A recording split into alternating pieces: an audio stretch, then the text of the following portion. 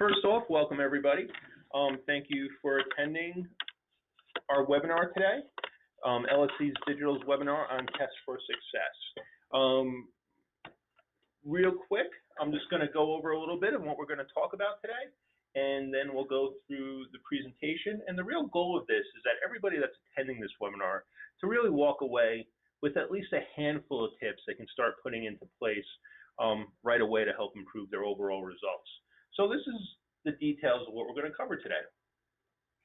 First off, I'm going to take a little bit of time to talk about testing basics. I think this is really important. Very often I'll go in and work with clients, but sometimes even my own staff, and there'll be a lot of questions on if what is being tested is really the best bang for the buck, so to say, at the end of the day, and the type of test that's being done. So it's very useful just to talk a little bit about stepping back and really identifying what are the best things to be testing, why we're testing, and how to execute on those tests. Then we'll get into more of the tactics on things you can start implementing right away. So we'll talk about email testing ideas and also talk about some tests that I've executed recently. We'll also talk about some testing you can do for paid search and display advertising. And there's actually going to be a couple tips in there, which if you're not doing, you should, once the webinar is over, go into your account and make those adjustments. And then we're going to talk a little bit about landing page testing ideas and what to do there. Because if you're building all this traffic from your email, your paid advertising, your displayed advertising, you want to, the place you're sending to, you want to basically be converting the best it possibly can. And who am I? My name is Dave Clement. I'm the VP of Digital Operations at LSC Digital. LSC Digital is part of a 40-year-old company, List Services. We're the agency side of the company, which is ultimately a data company. So we work with a lot of large clients and smaller clients from A to Z, helping them build their online presence, but we do that all powered by data. So moving forward, let's get into the webinar. So let's talk a little bit about testing basics. And once again, I think this is really important because even the most experienced of online marketers and conversion testing folks kind of fall into this trap sometimes, and we forget to kind of take a step back and really analyze what we're testing and why we're testing, and if this is really the best place to be testing. So I really like talking about these 4 steps of testing. These questions ultimately you should be asking yourself before you start any test. First off, there really is only 2 types of data that you're working with here. You're working with quantitative data, and that's ultimately the numerical data. Okay, so you have a 5% open rate, a 10% open rate on your emails, a 0.05% click-through rate on your digital ads, a 1.5% conversion rate on your landing page. So the quantitative is really what you're looking at to identify what you should be testing. All right, do I think we can be doing better with our open rates, our conversion rates? So that will identify what you're testing. But then there's the qualitative, and that's actually where you're going to test. So you have a 10% open rate. How can we improve that 10% open rate? What element can we test to improve that 10% open rate? Subject line. We have a 1.5% conversion rate. That's the quantitative. Where should we test to improve that 1.5% conversion rate? The landing page. That's the qualitative. So those are really the 2 types of data that you're working with.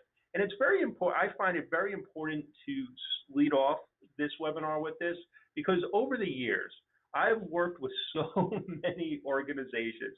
Once again, both internally, but as somebody working at an agency, where people come up with a lot of odd reasons why things work and don't work. You know, holidays, things like whatever. All you can really say for sure is you know what the open rates are and you know the elements that you should be testing. And that's what you really need to be focusing on. Next, form a hypothesis. So basically saying, hey, this is what we're testing, this is why we're testing it, and this is ultimately what we expect to happen because of this testing. And once again, sounds really simple, but if I had $1 for every time a client who was spending a ton of money on their online marketing never put together the who, what, where, when, and why of their test, I would not be giving a webinar today, okay? It is so important to take a step back and really form a hypothesis and also document it. You know, ask yourself, hey, if we test this subject line, we expect to get a 15% open rate, and this is why. Write it down. You'll be surprised. Going through this process of, you know, once again, accepting that it's just, there's only two types of data, quantitative and qualitative, but then putting down a hypothesis, you would be surprised just by doing those two things that you might actually say to yourself, you know what? This test isn't the right test we're running, or this test isn't going to move the ball as much as we want. We really should be testing here. So it's a very important exercise to really identify what you're testing, why you're testing, but also after you run the test to see if it was, if you're on the path, if it was a success or not. And then, of course, you put together your experiment. So thinking about the content, thinking about the design, thinking about the technology, but most importantly, tracking. Tracking. Once again, if I had $1 for every time a client, whether they're doing email, whether they're doing advertising, just had no tracking in place and really couldn't get a clear read on what was working and what wasn't working, I would be a very, very rich man. It is so important to have your tracking in place. And this is probably, quote unquote, the least sexy part of online marketing, but this by far, in my opinion, is one of the most important things. Because I don't see how you could have a test if you can't accurately track what happened with that test. So having the proper links and being able to link up to whatever you're using for your analytics, let's say Google Analytics, tracking is so important.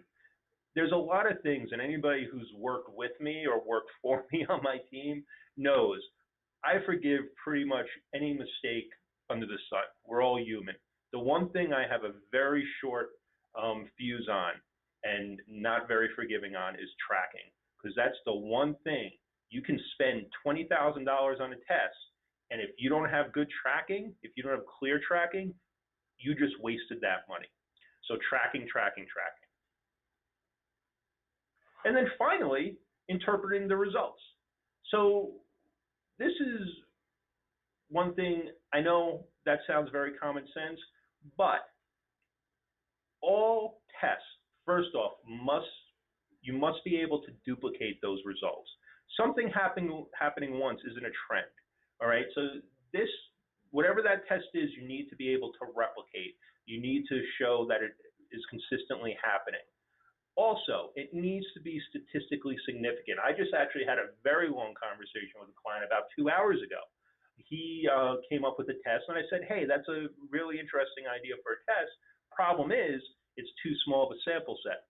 Because the fact of the matter is, if you had 15 conversions for version A, and then 13 conversions for version B, well, guess what? Version A didn't win. That's a tie. That's a coin toss. You take one from A and put it over to B, guess what? They're tied, okay? So it's really, really, really, really important that it's statistically significant. And the question that just came in, and definitely, and I get this question asked all the time, what is statistically significant? Well, it depends. You know, the type of testing I do and the volumes of testing that I do, I typically say, hey, 1,000 of whatever you want to happen, so whatever that conversion is, and you can define conversion by anything. It could be a form fill, it could be a sale, it could be a click-through, who knows. Conversion is something that you define, and with a 10% lift. And the reason I say that, because if you have 900 of A and 1,000 of B, well, guess what? That's a very clear winner.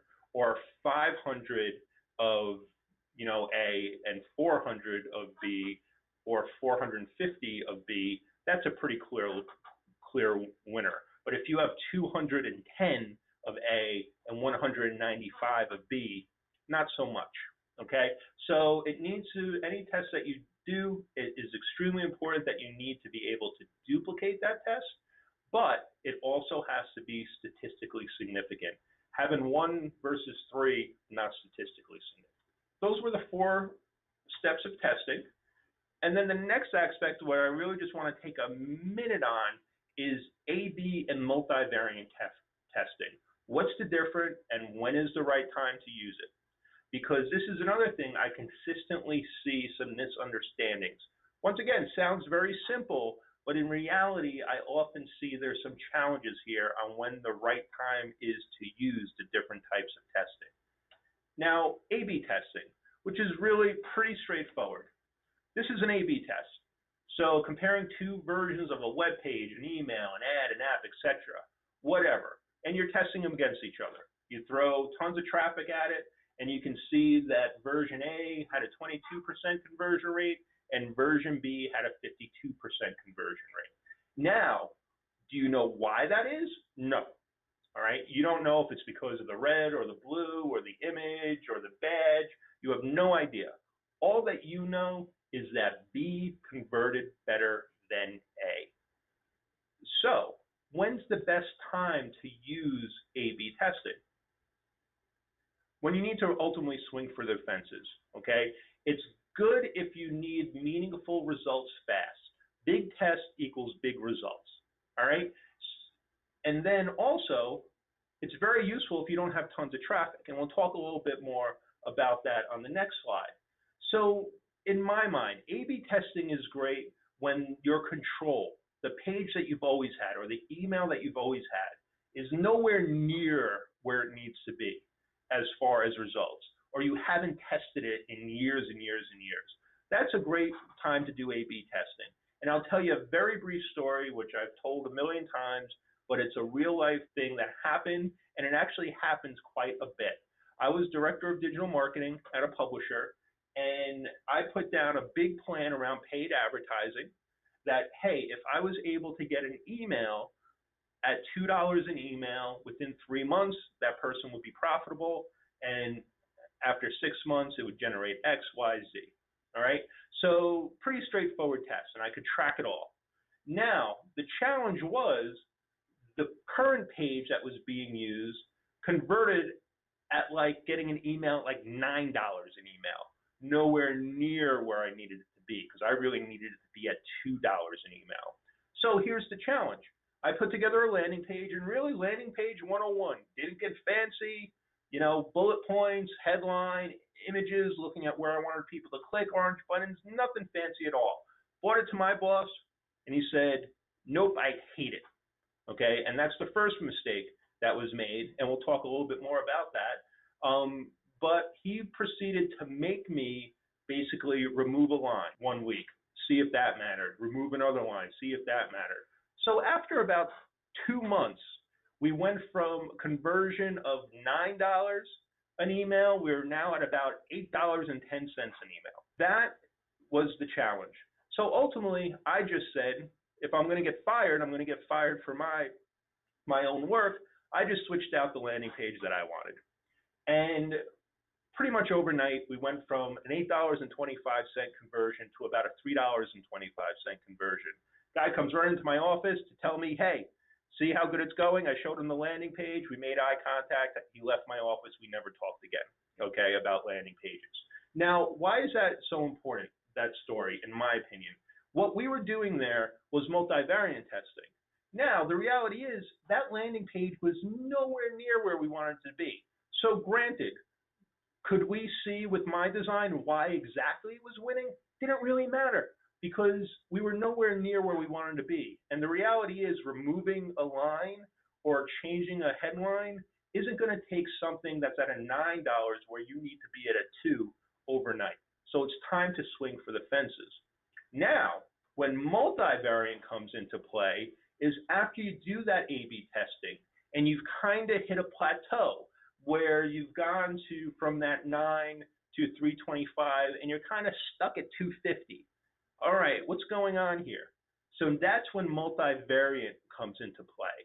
And multivariate is where you're now testing very specific things like button color, text on a button, headline, and matching them against each other, where you're just testing those one element. So you can see, hey, this headline improved results 10%. This button color improved results 5%. And you're fine-tuning that landing page.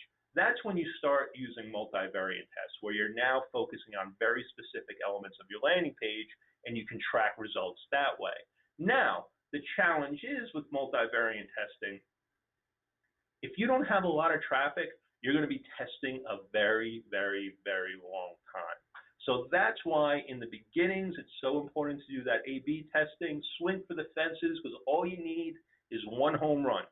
And then once that A/B testing starts plateauing, that's when you move over to the multivariate testing, doing those nice tweaks. And that's the best way to get those, to get the best ROI at the end of the day from your testing. Many companies, they get a little too, and going back to what I was saying before, it all needs to be tracked. So many companies kind of take it to the next level where it really doesn't need to be. It doesn't matter if it was that sentence in the beginning. Now, once you plateau, that's when you start looking at very, very specific elements. So with that being said, that's the difference between A/B testing and multivariate testing. What I'd next like to talk about is display ad and paid search testing ideas. So now we're going to take some time and really go into the tactics. So I'm hoping everybody that's on this call today will walk away from this call and go, hey, I got 2 or 3 things that I can start implementing today to improve my results. Even though this is an encore presentation of a webinar that we did about 5 months ago, I did add on a couple more things that I've been testing over the past few months that can be really, really helpful for folks.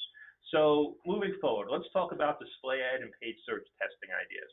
So one thing that anybody who is using Google Ads or Bing Ads, and Google Ads used to be called Google AdWords, that everybody who is listening to this call, if you're advertising on either of those platforms or both of those platforms, once you hang up the phone today and stop listening to this webinar or we end the webinar, if you're not doing dynamic keyword insertion on your ads on those platforms, you need to do it right away. Doesn't cost you anything, takes less than a minute to put into place, and over the dynamic keyword, the many, many years that I've been using it, you will improve your click-through rates, period. And if you're not familiar with dynamic keyword insertion, this is what dynamic keyword insertion is. So dynamic keyword insertion, and I don't want to read too much. So instead of just having buy chocolate in your headline, like I'm circling here, okay, if you were selling chocolate, you would now do buy and then keyword chocolate. Okay, now what does that do? Why is that so important? This is what it does. So when you just put in your headline, buy chocolate, you might have 1,000 keywords, 100 keywords, 50 keywords. You might have keywords that are exact match, broad match, whatever, okay? So no matter what search that is done, okay, this headline will always be buy chocolate. Now, when you set up your headline as this, buy keyword chocolate, it will insert that keyword that person did into your headline, all right? So that looks something like this, and I just took Google Ads, for example. This is a smaller client who said, okay, I can show them this, so their keyword is bathtub and tile refinishing. Now, if you look at the ad, that's what people see. Now, if somebody did another keyword like, bath remodel or something, that's what would show here, as long as it was within that 30-character limit that you have for the headline. Now, whatever the keyword search they did, okay, was too long, it would just default to that bathtub and tile refinishing, okay?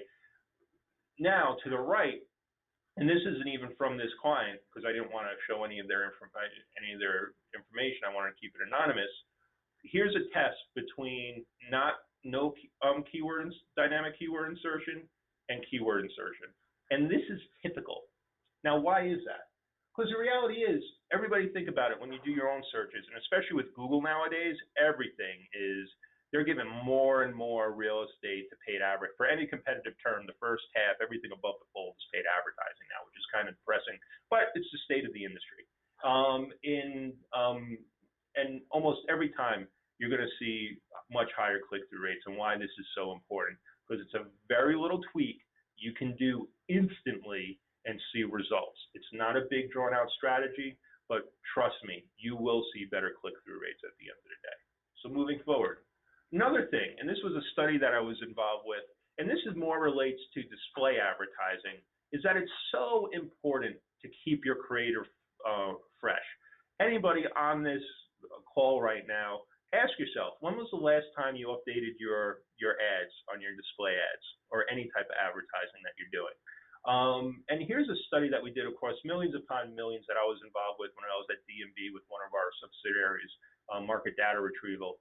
And it's a great report. Highly encourage everybody to check it out. Market Data Retrieval's 2018 Digital Trends Report. Do a search for it, you'll find it. But we looked at campaigns and how many creative they had.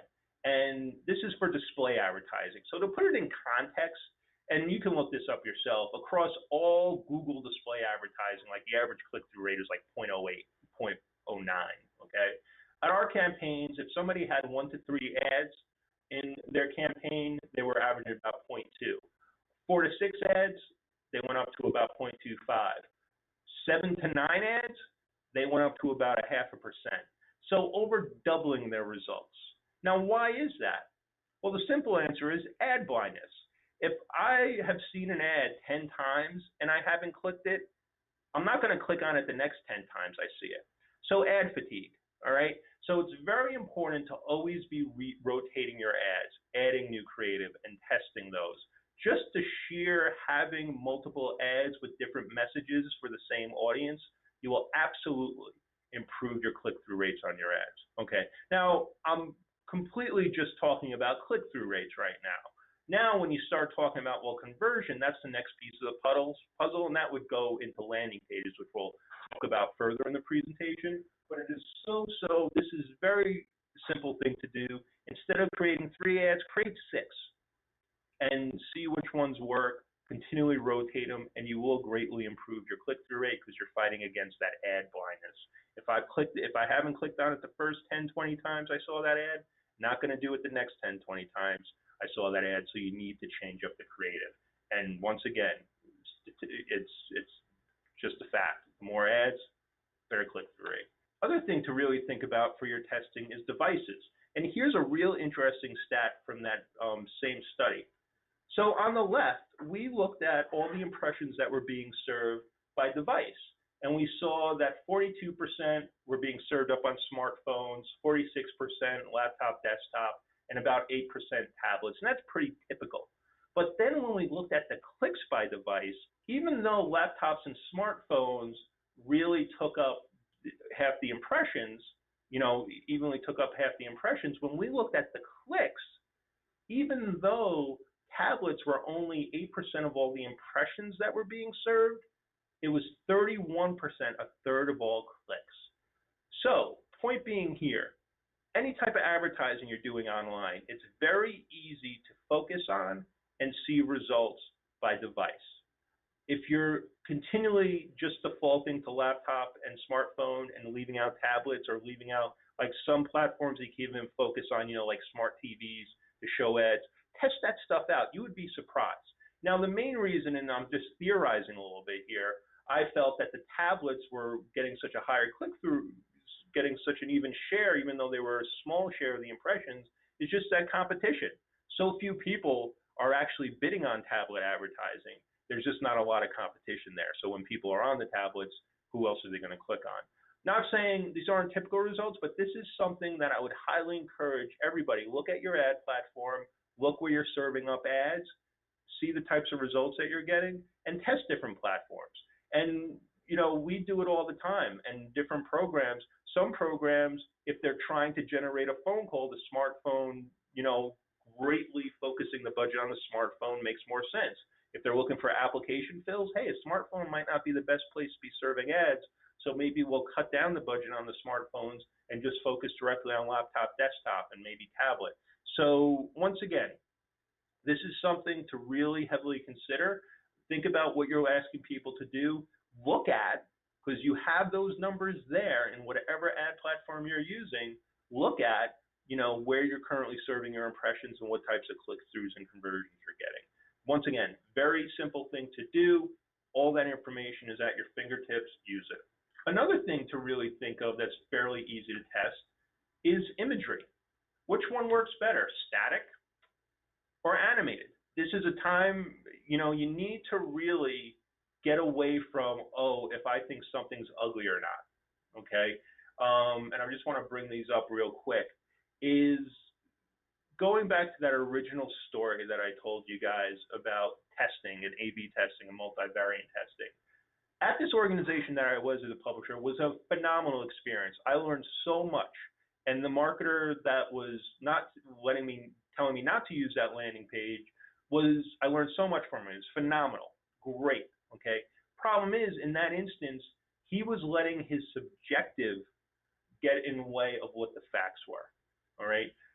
Try to get away from why tracking is so important, why setting up your tests, remember, going back to those 4 steps of testing and putting out a hypothesis are so important. You want to get personal opinion out of it. What someone may consider ugly gets results. And to be perfectly honest with you, with like website ads, ugly usually works extremely well. Clashing colors, in your face, because it's getting noticed. Like so often, you'll see when somebody does display advertising, they have a nice blue background because it matches with, but nobody sees it. You give me a bright orange background with a red headline, guess what? Everybody's seeing that, and you're getting click-through rates. So don't be afraid to test what you would consider ugly, okay? And try to get your personal opinions out of it, okay? Also, your ad should reflect the landing page that it's pointing to. That's another thing that's very important that I see that's very common, is there's a complete disconnect between what the ad is and what the landing page is. You want people to see it's a unified experience. So you can do a lot of testing within that, but you want to make sure that somebody, when they clicked on that ad, they feel like they went to the right place, basically. And always test different imagery and color schemes to see what happens. You never know. That's why tracking's so important. As long as you're not doing anything against brand guidelines or anything shady or anything that's ultimately going to hurt the brand, test it. Test it, test it, test it. Change the copy to see what aspects of your product your audience is most responsive to. When I was originally putting this presentation together, just by chance, I was served up these 2 ads, which I found very important over a couple of days. And this is from Dropbox, and if anybody doesn't know who Dropbox is, it's basically files. You can share your files like a Google Docs or anything like that. And they're pitching 2 very different needs. Same logo, they changed the background color, same call to action, but one is talking about productivity anywhere, anytime. The other is talking about all the space and security you need. So 2 very different calls to action. And they were seeing which one resonates with me. Once again, very easy to test. And now we're going to move along to talking about emails. Now, emails, there's a lot of different elements that you can test, okay? But going back to the goal of this webinar and some of the things that I've already talked about, there's really only a handful of things. You can get really technical, but I'm going to start with, in my opinion, if there's only one thing that you can test that doesn't cost any money to test, that you can implement it right away, that you usually don't have to get 8 gazillion decision makers to sign off on, and that will improve your overall results quickly overnight, that element would be the subject line. Now, bear with me here. Why is that? So let's say your email you're consistently getting 5% open rates. And let's say your click-through rate is a 10% click-to-open rate, and your conversion rate is like a 1.5% conversion rate. Well, guess what? If you just improve that open rate from 5% to 7%, and everything else stays even, you just greatly improved all your results. Very often when I work with clients around email, the very first thing I'll ask is, when was the last time you tested your subject lines? Because you can test a ton of different subject lines depending on the size of your list and the size of your campaigns very quickly. And once again, it doesn't cost money. It's something that you don't need to get tons of sign off on. You can sit down for a half hour with a group of people or by yourself and come up with a bunch of subject lines to test. And you just need one of those. And if you go from a 5% open rate to a 7% unique open rate, that's a huge win for you. Off a half hour of work and pretty much spending no money. So let's talk about subject lines a little bit. There's different types of subject lines you can do. First off, personalization versus not personalized. Typically personalization does work. But by personalization, I don't mean just name, even though that's the example I use. That could be job title. I did about a year ago, maybe a year and a half ago, a very large test of millions upon millions of emails. And we were actually testing to educators for a very large online retailer that everybody knows. And the one thing I suggested, and they were doing save 25% when you sign up for why to educators. And educators are fickle because they don't really buy, it was a whole thing. But anyway, I just suggested adding in their title into the subject line. It's very easy to dynamically insert somebody's title. So they basically just said, hey, are you a gym teacher? Save 25% when you sign up for this program versus, hey, save 25% when you sign up for this program. Everything else was the same. And just by inserting that job title, we saw a 25% lift in open rates, and click-through and conversion rates stayed the same. So just making that very little tweak to the subject line in regards to personalization worked extremely well. Vague versus specific. Sometimes it works, sometimes it doesn't. You got to test it.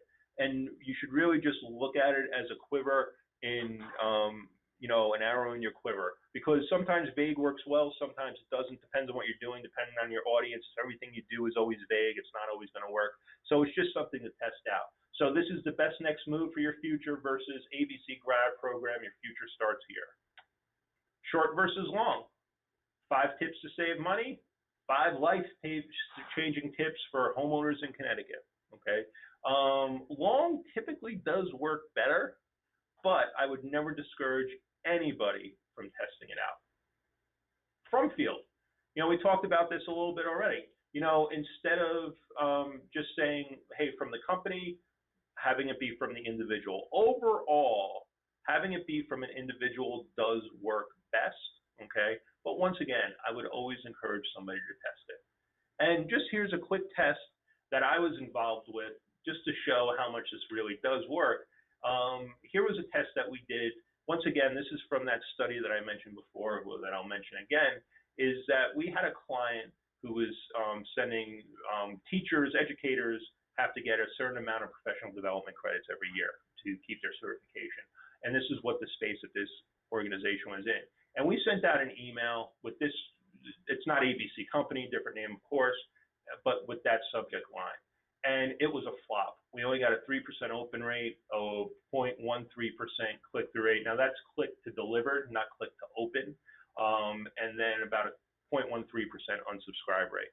Now, we were lucky in this case because we were able to really, since nobody responded to it anyway, we sent out the same exact email to the same exact audience on the same exact day at the same exact time.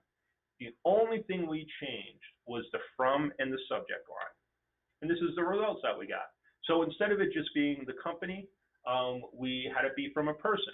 So, of course, it wasn't Jane Doe, director, but we had a very specific person with their title and the company name. And then we got very specific as far as Tennessee K-12 teachers, important information regarding your PD credits. And just those 2 changes, we went from a 3% unique open rate to over a 10% unique open rate. So huge difference. Our click-through rate went from a 0.13% click-through rate, now that's delivered to click, to a 0.5. Now, 0.5 is kind of acceptable. I usually like to see it at about a 0.1, but I'm sorry, about a 1%, but 0.5 really isn't that bad. Still needed some work there, but as you can see, and then that would, going back to what I was saying before, that's the data telling me, hey, now we have a 0.5%, so where should I test? I should be testing the creative. So a lot of improvement, but still some room. So then the next steps I would be is to test the design. And then finally, the unsubscribe rate went down too because the right people were opening it. So very, very important. Just by changing the from and the subject line, we were able to drastically improve results and take a campaign that was a complete dud and put life into it. Another thing people really need to test, and I'm surprised that people don't test more, is time of day. Ask yourself, if you send out a newsletter, for example, when was the last time you test that time of day? And the reason I bring up with newsletter, I'm going to show you a little test right now around the newsletter. I was managing a newsletter, and this is fairly recently, that had about a little over 400,000 subscribers on it, about 500,000 subscribers on it. And I asked them, I saw what time they were sending it at, and I said, when was the last time you guys tested that time?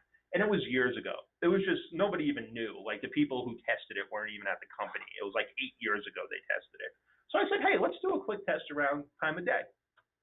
So they typically decided on, hey, 6 a.m. was a great time of day to send it out. And once again, this was something they tested years and years ago. And I said, okay, let's test 8 a.m. So these were the results that we got. So we did it over 3 campaigns, and for each group, a little over 400,000 emails, so statistically significant. And this was the results that we got. So they were doing about almost a 14% unique open rate. And just by, instead of sending it out at 6 a.m., we sent it out at 8 a.m. And we had over a 22% unique open rate. Only thing that changed, instead of sending it out at 6, I sent it out at 8. Now, so people go, well, what about the people you lost? Absolutely. So a lot of solutions now have where you can optimize times, where, hey, the people that always opened up at this time, you know, you can keep on sending at this time. So this is getting, this type of test is getting a little outdated at this point. But for most of us on this call, this would be very applicable, okay? And, you know, so just ask yourself, when was the last time we tested time of day? And mix it up. Now, just don't randomly pick a time. Oh, let's see what happens at 9 p.m. on a Friday. You know, be thoughtful about it, because I'll tell you right now, before you even test it, it's not going to work. But take a look at different times. You know, really think about it. This, I kept it simple, and this is another reason, because a lot of times you got to get buy-in from people. I'm sure a lot of people on this call deal with getting buy-in from supervisors. So this was a nice, hey, I'm just changing in 2 hours, guys. Let's see what happens. And this showed the result. Email body message. There is a million different layouts you can test. You know, try them. Letter versus promotional, narrow versus wide, long versus short, paragraph versus bullet points. You know, you'll be surprised just having different text in certain places, using blue and underline versus a button, how that can impact. Now, to be perfectly honest with you, you're not going to go typically from a 0.5% click-through rate to you know, a 2% click-through rate, you know, click to delivered, but you can gradually improve your results. So definitely test the design, because what also happens too, especially with newsletters, people kind of start getting ad blindness, just like they did with display ads. You know, they're used to seeing the same thing, so they go over things. So just by changing the design periodically can greatly improve your click-through rates. But then over time, that they start getting ad blindness to that, so you then switch the design again. That's something I've seen time and time again with newsletters, where I've been, there's been this newsletter design, it's always been that design, and you change it, and you see this greatly improved click-through rate, and you go, wow, that's a winner. And then, you know, you test it 4 or 5 times, and every time it has a much higher click-through rate. But then over time, you'll notice, like 6 months later, the click-through rates are kind of the same as the original control email, you know, and it's just people getting ad blindness again. So newsletters, here's the tip, and this is a tip I just came up with, but it's a very good tip, is change your newsletter design every once in a while. You'll be surprised. You'll probably get much higher click-through rates, because that's what I've seen consistently throughout my career. Every 6 months or so, just change it, see what happens. Calls to action. Once again, this is another thing, very easy to test. Typically, it's not going to take you from a 1.5% conversion rate to a 10% conversion rate, but it will take you from a 1.5 to a 2% conversion rate overnight. And it's pretty straightforward to do. You know, learn more works well, buy now, something strong call to action. It's not about being subtle. You know, people all the time, like I see click, and no, the click doesn't work, or submit. Those don't work. Learn more, buy now, positive action words. Also, color really helps great. You want to do contrasting colors to whatever your design palette is, of whether that be your landing page or your email. And then, so moving away from email, the last part we'll talk about is landing page design and testing. So you're driving all this traffic, you're doing all this testing on your emails, on your display ads, on your paid ads, you name it. Okay, you insert dynamic keyword insertion, testing the subject lines, testing colors, all that great stuff. Well, you're all driving to one place to have an action take place. Now, when a client comes to me and they said, Dave, if I have to test one thing, and this question has been posed quite a few times, if I had to test one thing, what is the one thing, whether I have to pick through my email, my ads, you name it, what's the one thing I should test? And I always say the landing page, because that's the one lever you can pull. Because think about it, if you're driving traffic from your email to this landing page, from your display advertising to your paid advertising to organic, everything's driving to this one landing page. If you just improve your conversion rate from a 1.5% to a 2% on your landing page, you just improved results across all your channels.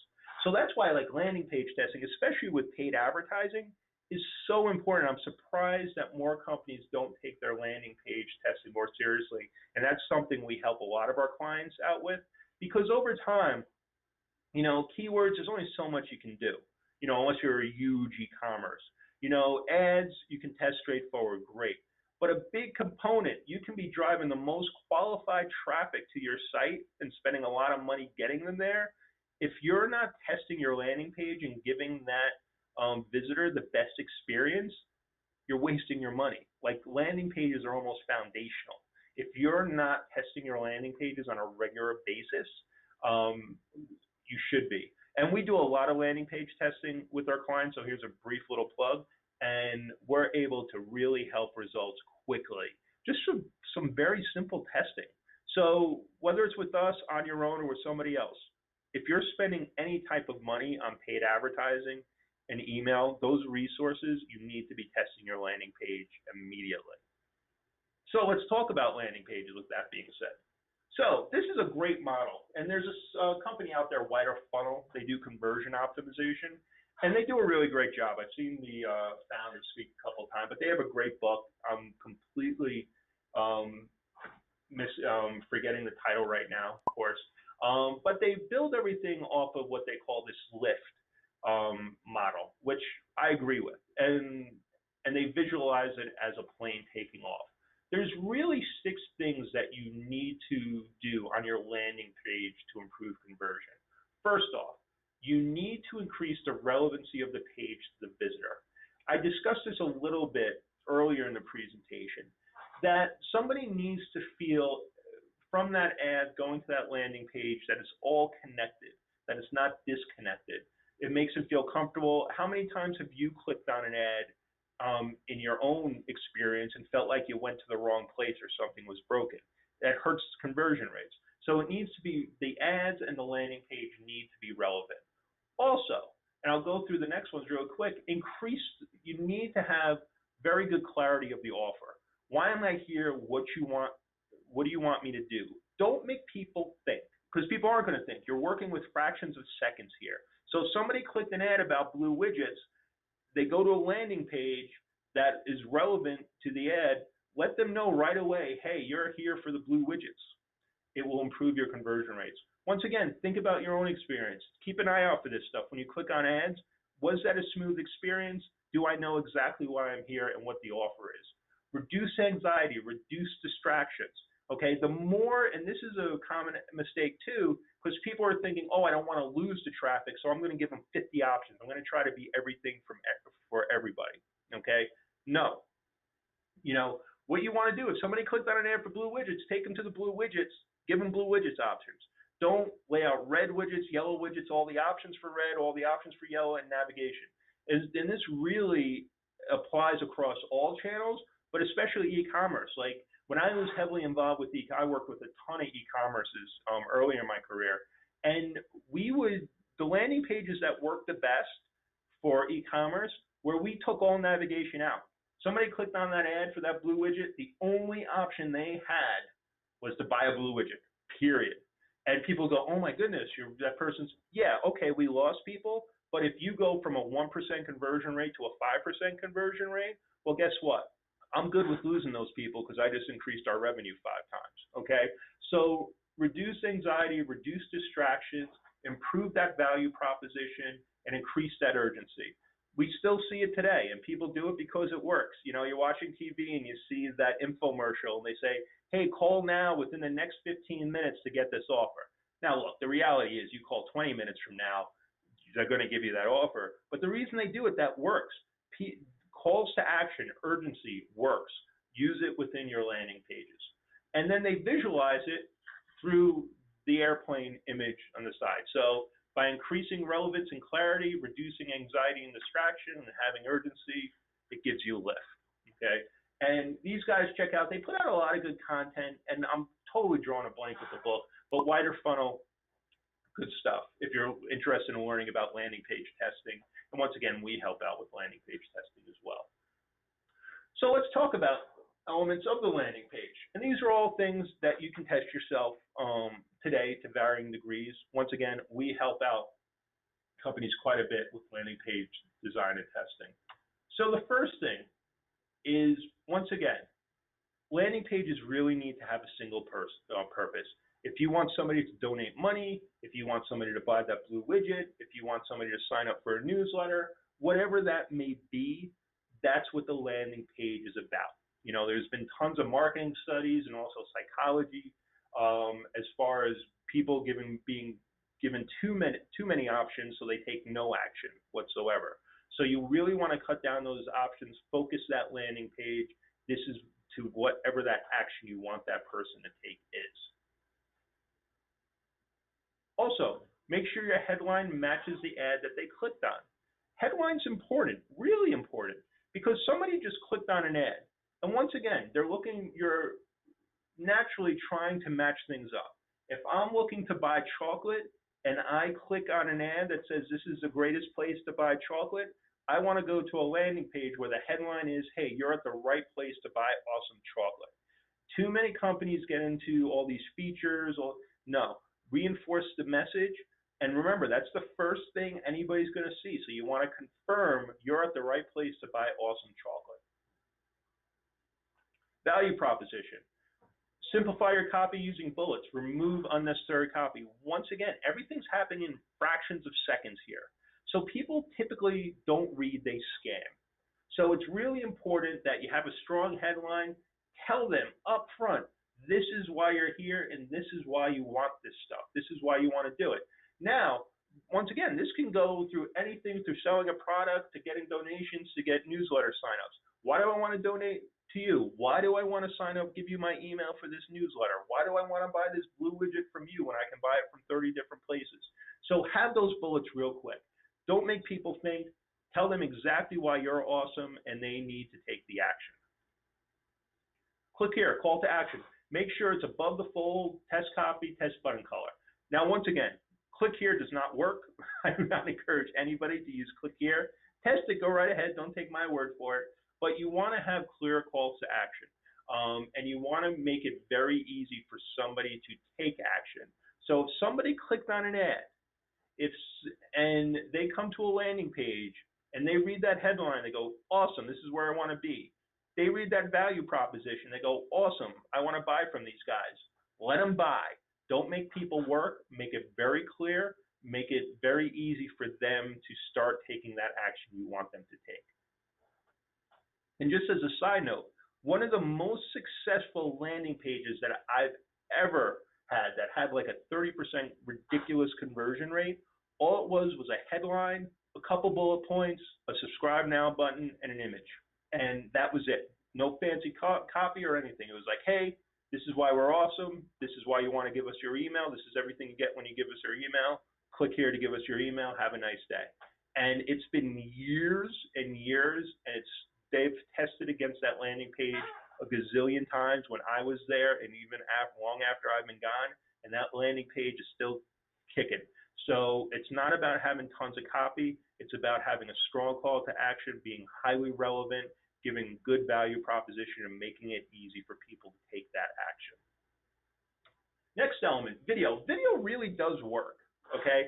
And there's tons of other benefits, like we could go into the benefits of SEO and YouTube and all that fun stuff. But for whatever the reason is, if you have video and it's relevant and it's helpful, it does work. Video has been shown to improve conversion rates. But don't jam something in there if it's not relevant to what you're doing. If you have video, definitely use it. It does help conversion rates. Client testimonials definitely work, okay? Worthwhile, you know, look, no matter what you do, the best way to get business is always going to be word of mouth. That's why Amazon is so awesome with the reviews. I'll tell you, I've gotten so many deals and so many great products. I don't spend time on I spend time on the reviews, you know, seeing what people say. Same thing with testimonials. If you have functionality on reviews for your site, if you're e-commerce, that's great as well. But that type of other users using this and them speaking to the product that isn't marketing speak is extremely effective. And once again, it doesn't really just e-commerce. You know, I keep on bringing up like donations or newsletters. Bring up why I subscribe to that newsletter. You know, find users, why they subscribe to that newsletter, why that newsletter is great. And if you have a newsletter, you are receiving feedback if the list is big enough on good feedback and bad feedback, and use the good feedback to go, hey, Jay Smith from, you know, Sioux Falls, South Dakota subscribes to our newsletter because of XYZ. Reach out to him, give him a coupon, say, hey, you know, thank you so much, get a coupon. Find out why people are donating to your organization or buying your Blue Widgets or whatever it may be, okay? And use that on your landing page. You'll be surprised. That will help your conversion rates. And then finally, the one thing, and this really applies more to e-commerce, obviously, than anybody else, but it really does work, is guarantees. And like I have here in my example, the 110% guarantee, because this was something that we tested many years ago in my e-commerce days, and it worked extremely well. And it was just because, you know, the owner was definitely a little concerned because if, you know, just for example, he was selling a product for $20 and you returned it, he would give you back $22, you know, and it was a real guarantee and it drastically improved his conversion rates. And he had very low return rates, and that's why we suggested it. And his return rates didn't go up any, you know, his return rates stayed exactly the same. But people found that it's like, hey, if this person believes in this product so much, you know, I'm going to buy from it. It was a great legitimacy factor. So those are the key points of landing pages. Always remember, headline, make sure the headline matches the ad that you clicked on.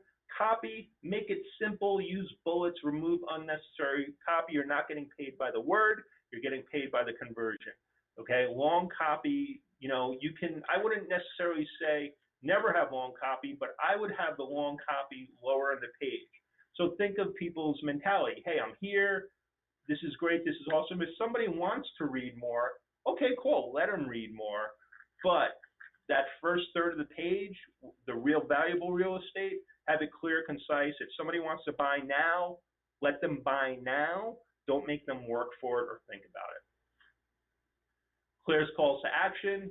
Have videos if you have it. It does help. But once again, don't shoehorn something in just for the sake of video. If it's not relevant, don't use it. Testimonials, great legitimacy factor. Same with guarantees. Makes people feel really good that, hey, you must have a really quality product if you're willing to do that. And that's landing pages. And then that's it. So I just wanted to say thank you for everybody for showing up today. We are at time, as usual, but this is what we covered. We covered testing basics, email testing ideas, display, and paid search ad testing ideas, and landing page testing ideas. To the left is my contact information. Always feel free to reach out to me. But everybody who's on this today will receive a copy of the presentation, and we also put the recordings of the presentations up on our YouTube channel. So the full webinar will be there for you to review. We also edit it up, so we'll have the full webinar, but then we also break it up into like 5-minute segments just to make it a little bit more digestible for everybody. And with that being said, I'll leave this up for a couple more minutes, but thank you everybody for attending today, and have a great day.